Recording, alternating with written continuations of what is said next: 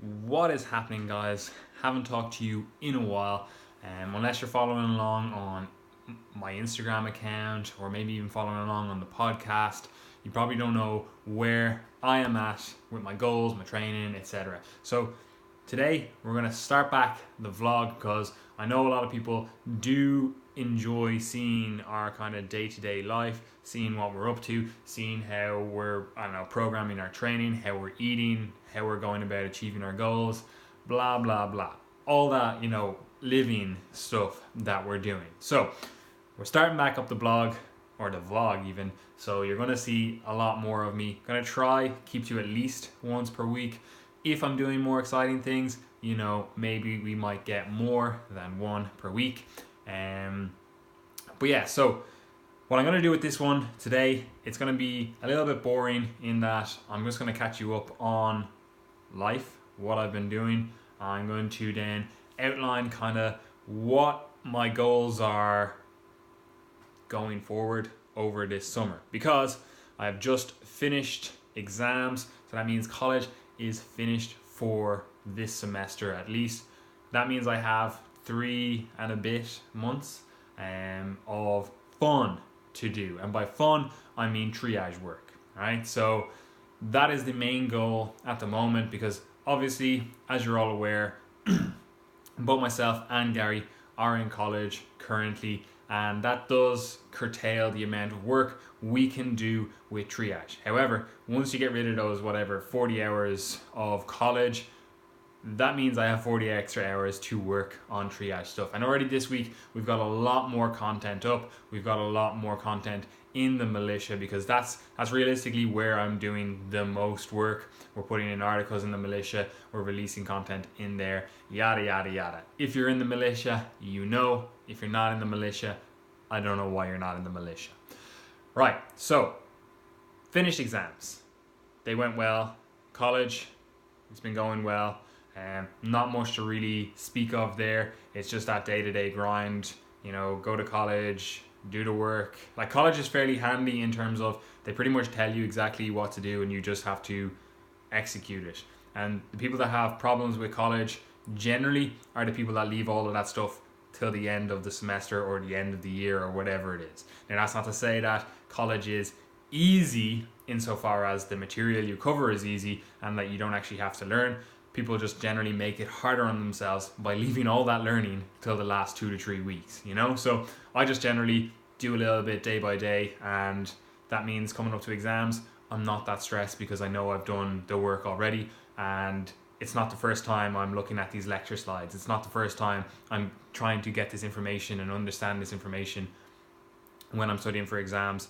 It's basically just reviewing material, making sure that it is correctly structured in my head, rather than trying to learn new stuff. Because for me, that approach doesn't work. And I know for some people it does work, at least in terms of getting good grades in exams. Perhaps it doesn't work longer term, perhaps it does. I don't know, maybe for some people it does. But for me, I know if I try to cram all the information, the day before, the night before, I'm just going to shoot myself in the foot and I'm not going to get the grades that I would like to get. Anyway, exams are finished, college is finished, and that means I can put a little bit more effort into my own training. So far this year, I've kind of been on a 4-day kind of split, an upper, lower kind of split. Well, a lower upper because legs are my priority, especially them calves,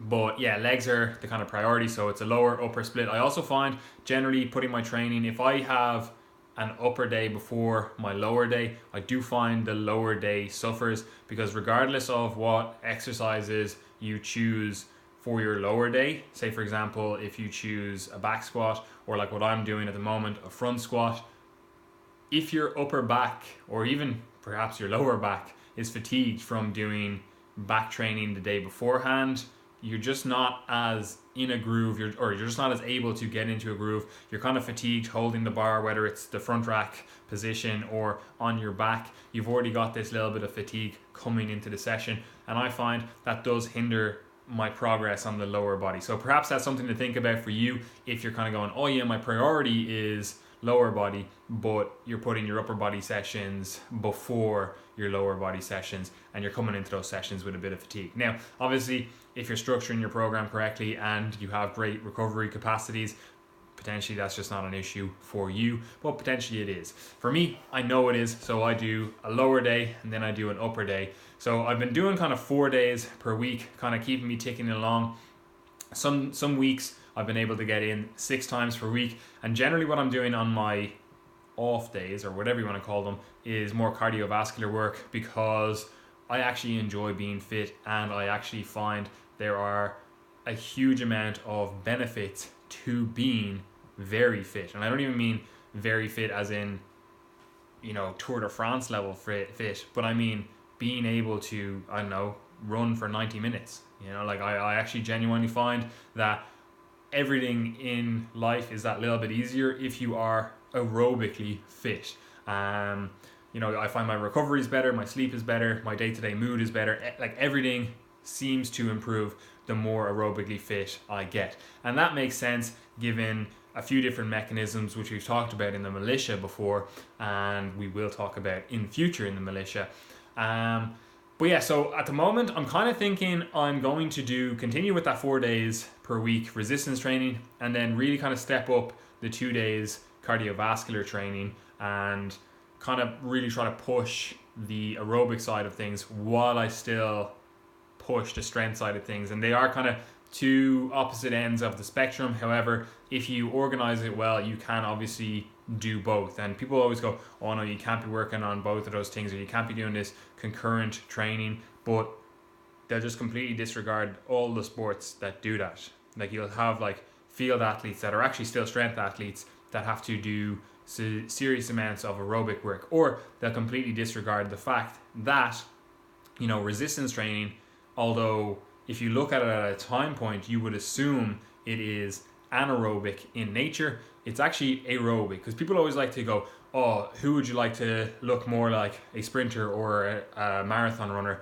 And then they go, you know, resistance training is more like sprinting, so you should do a more anaerobic work. And it's like, yeah, that's cool, but you show me a sprinter that does an all-out sprint, because that's what your 8 rep max is there. You're going on an all-out sprint, and then does another all-out sprint for a subsequent set within whatever, 45 seconds, 2 minutes, 3 minutes maybe.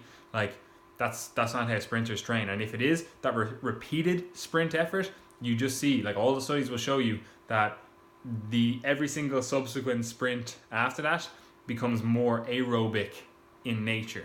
So although they are opposite ends of the spectrum in terms of working on aerobic adaptations and then working on those kind of strength adaptations, they do obviously have a lot of carryover to each other, because if you're not strong enough, your aerobic capacity is going to be quite low, and you're going to bring in a lot of opportunity for injury. For example, if you're doing a lot of running and your legs are actually just quite weak, yes, you can run efficiently or whatever, but you're actually getting all of these different forces on the joints that you're just not strong enough to actually, you know, recover from and actually adapt to. So you're just picking up a lot of injuries. And then same on the opposite side of the spectrum, if you're a strength athlete and you're just very aerobically unfit, you know, you're yeah, okay, cool, even if you're a bodybuilder, you're 300 pounds but you're struggling to walk up the stairs without getting out of breath, or you have to do 10-minute breaks between every single one of your sets. You know, for me, that's not the way I want to train. That's not the adaptations that I want to get. So that's not the way I'm going to train. So that's what I'm thinking for my training at the moment. I will probably do another video kind of just outlining exactly my thought processes with exercise selection, how I'm setting everything up, the overall programming, what kind of periodization and all that kind of fun jazz that I'm doing at the moment. So I'll probably do another video on all of that. But just know that, yeah, I'm kind of running a 4-day split, 2 days cardio, and then that 7th day, it's a rest day. I might do some stretching on that day, but I probably won't, because usually that kind of correlates with a Sunday, or coincides with a Sunday, and that's when I do the majority of my client check-ins. So I like to just like sit down and just straight through all of those And really, I just kind of focus on getting my 10,000 steps in on those days because it kind of keeps me ticking over, you know? So that's kind of roughly where I am at with my training. My training goals at the moment are improve aerobic fitness. So I do want to try get my heart rate, like my resting heart rate, down into the low 40s. Like currently, it's kind of high 40s, low 50s, and I know I do feel better when it's that little bit lower. So that's the goal on the aerobic side of things. On the training side of things, in terms of resistance training side of things, like I just want a double bodyweight front squat. That's kind of where all my training is geared towards. I do also want to improve my handstand. Like previously I've had like I kick up to about 30-second handstand. Currently it's pretty shit, and it's at about a 15-second handstand, and my kick up into it's kind of hit and miss. Like I don't have the proprioception, etc., built to a satisfactory standard to consistently kick up into that handstand and maintain that position. So I kind of want to get a kind of arbitrary goal of a 2-minute handstand with a good line, not this like banana back line. Like I want to have a good handstand purely because I actually enjoy the skill, and it's given me this kind of motivation for upper body training. Whereas yeah, cool, I like being strong in the upper body, but I don't have a particular goal like powerlifting or strongman or a sport or anything like that I'm kind of like, oh, that's how I should be gearing my resistance training for the upper body towards, you know? So that's kind of what I'm thinking. Handstand, I enjoy training them, and I enjoy the whole process around that. So they're my two kind of goals resistance training wise. And then my other goal is to improve my side splits and my front splits. So I pretty much have the front splits like down to a T. I just want to improve my mobility there, in terms of I want to be able to have strength in that bottom position and have no issue with moving around in that bottom position of the splits or the front splits. So that's kind of the goal with that. And side splits, like I have previously had a full side splits. Right now it's kind of about, I don't know, 3 to 4 centimeters off the ground, and I'm definitely not strong enough in that bottom position for what I'd like to be. So I'm kind of looking at building that up. So those are my kind of goals. That's roughly where I'm at. I'm also carrying a little bit of extra fat that I'm kind of not enjoying. I've been bulking I've been gaining weight pretty much since September. So it's time to strip off a little bit of fat. Because generally I would recommend people do stuff in like 12 to 16 week blocks. So you'd gain for 12 weeks, 16 weeks, and then do a little mini cut or eating at maintenance for a month. And essentially I haven't been listening to my own advice, and I've just been gaining all the way through purely because it was easy to do and not think about it with my overall goals and with where I was at in college and stuff. I was just kind of like, yeah, eat at a slight surplus, make sure my blood glucose, because that's what I'm testing in the mornings, make sure that's at a good satisfactory level, ensure that all my markers of health are in line, because I do like blood testing and stuff. We'll talk about all that at another stage.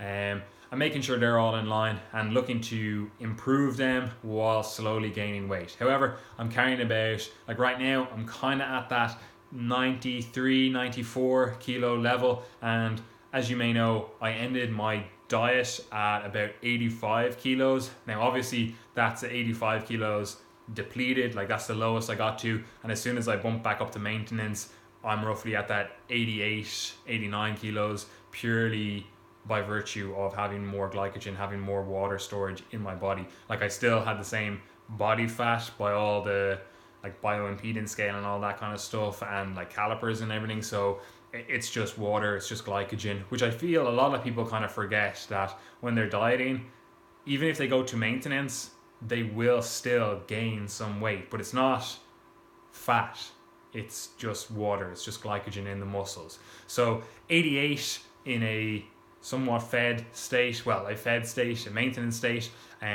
that's kind of where I'm looking at getting back down to. However, I do realize I'll have to get slightly below that to come back up to that. I'm probably not going to be too aggressive with the diet in terms of I actually don't have a particular date that I need to be lean by. No holidays on the horizon. I may go away last minute in August. I'm kind of looking into that, but as of right now, I have nothing set in stone. If we don't go away, if I'm just kind of like sitting in Ireland, I'll probably just continue to get lean and, I don't know, aim for a photo shoot or something like that, because it would be good for business in terms of having some professional pictures with me looking somewhat lean, you know? So that's kind of where I'm at with my thought process. That's kind of where I'm at with my overall trajectory. So what I'm going to try to do with the vlog is take you along the way, hopefully give you some tips and the kind of thought process that I'm going through when I'm designing my program, when I'm designing up my diet and all that kind of stuff. Because with the diet side of things, I didn't mention that, I have been eating kind of 3,750 for the last month, and that's kind of roughly my maintenance. It's actually probably a little bit lower now, 3,600, because I'm not as active with college, etc. I'm not getting as many steps. Like I always get 10,000 steps, but some days I was getting 12,000, 13,000, 14,000. Whereas I'm just not getting that. It's kind of just, I have to ensure that I get my 10,000 steps. However, I don't know how that's going to play out, because I don't know if you can see this, guys, but the sun is out in Ireland and I love walking up the mountains. Like the mountains are literally just outside my house, so I probably will end up getting more steps than I was when I was in college, because I'm going to be going for a load of walks. So that's kind of where I'm at with all my thought processes, all my kind of trajectory, and I'm going to take you along the way and hopefully help a few of you. I know you guys enjoy listening, hearing, viewing our lives. So yeah, I'm going to end it here and we're going to see where this goes.